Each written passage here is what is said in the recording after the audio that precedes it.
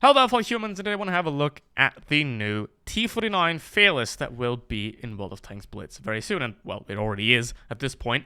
Now, again, it's a Fearless vehicle. There already is the IS-3, there is the Lorraine. Now we have the T49 Fearless, and like with the IS-6 and the Lorraine, it is very similar. The loadout, again, provisions, equipment. This is one of the very few vehicles where the refined gun does really make a lot of sense, and I would highly recommend using it on this vehicle. Looking at the stats, it is functionally identical to the T49. You will not notice most of these differences on the battlefield, as a minus 2% better aim time on the T49. It also does have 2 kilometers an hour more top speed and 1 power to weight ratio more, and also some more armor, but then again, you will be penetrated by pretty much any HE round in the game, Tier 7, 8, and 9, so that doesn't really make a difference there. So functionally, these two vehicles are almost identical, and that brings a couple of problems. The penetration is obviously abysmal at 152 with the heat rounds. Even the absolutely horrible penetration of a T49 or KPZ M4190 at 173 and 182 are massively better than that. And these even do have good backup heat rounds if you need them. These have HE as secondary, which have 75 millimeters of penetration. Now this is a derp gun, which means it's either going to work really well or it won't work at all. Let's find out. Now, most likely this vehicle will be obtainable in the same way as the other Fearless vehicles as well, in raiding battles, as you can see here, with the IS-6 Fearless, the certificates, and the Lorraine 40T as well. And all you have to do for that is suffer through the pain of raiding, which, as you can see by my certificates, I haven't done, because you have to get quite a lot of raiding battles going to be able to obtain this vehicle, either quickly or get to level 5,000 on your league to get 10 points. Alright, let's get into a battle with the T49 Fearless. Now, do you need to have this vehicle? No, it's the only reason you want to have this thing is for prestige. It doesn't actually do anything different from the regular T49, so there is pretty much no difference there. Well, one of the differences is you can't change the camouflage on this vehicle. And it does look a bit bland, to be honest. That is one thing I don't like about a lot of World of Tanks Blitz camouflages. They're always very front-focused, so if you're actually playing the vehicle from the rear, it doesn't really look good most of the case. What also isn't looking good right here in this game is the heavy tanks. Now, you don't want to go over there on that side, ideally. 0.41 accuracy, everyone. We don't like that. So at this point, at this range, that is not good. So let's see if we can actually aim at this AMX here and get a shot, because 75 millimeters of heat penetration, HE, sorry, is enough to go through the side, and of course it misses. Jesus. Now, it's gonna get a bit closer here.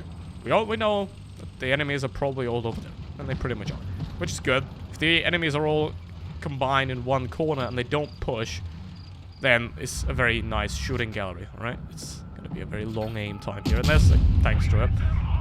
He doesn't notice me, but it's a Super Hellcat, so we'll see about that.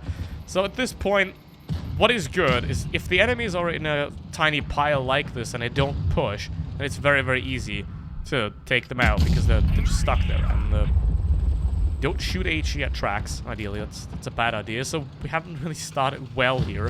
Only 900 damage. Already lost 2 teammates. Just not good. So not a fan of that. But now the teams are kind of on both sides, so let's see if we can do something against the MX here. Oh, that's HE. Let's go. That's lovely. We love that.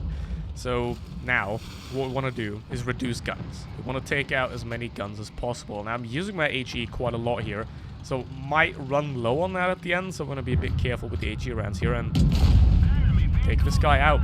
There we go. That is 2 kills so far. And now the Super Hellcat is very low, which is good. So let's remember that in case we need that again, because this looks to be running away. And the Smasher.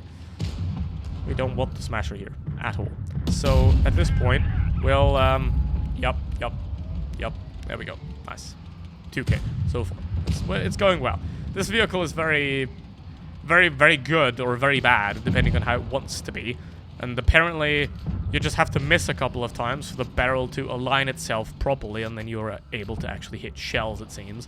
Which is exact opposite of how it happens in real life, because in real life, the more you shoot out of a gun, the worse it gets. So it's... Yeah, of course that hits. What the hell? Of course that hits. But yeah, 2.7k, this thing is very moody, and the FV missed. 0.33 accuracy. Nice. So this gun's and the tank is very, very moody. which means that if you have, sometimes you have a great game, sometimes you don't. Sometimes it's really horrible. So it's also really horrible. It's a smasher because I don't have any armor in this vehicle at all, and it would be very, very ouchy if the smasher hits me. Alright, so you just use the heat here. So you can't see him, but I know I can pin him. So there we go. That's 3.3k. 3v5. So the priority here is to take out as many guns as we possibly can, right? So ideally take out the FV. The Annihilator has done a very good job at annihilating the Annihilator with his annihilation rounds of annihilation. So now it's time for me to annihilate the Smasher, ideally. Meanwhile, the Smasher is annihilating the Super Hellcat, which means now we look at the clock, he fired at 3:10, which means he's going to be able to fire in roughly 15 seconds. So if I arrive in that time, I now have 5 more seconds. And there we go. He's dead.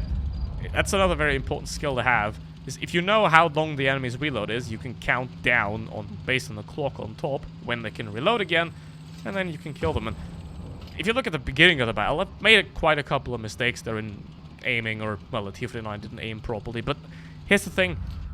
You can make infinite amount of mistakes as long as your enemy makes infinite +1 amount of mistakes, and you still come out on top and win. So there we go. 3.6k. We love that. 3 kills, 2 left. Soup. Dead. Soup. Ow. There we go. That's dead.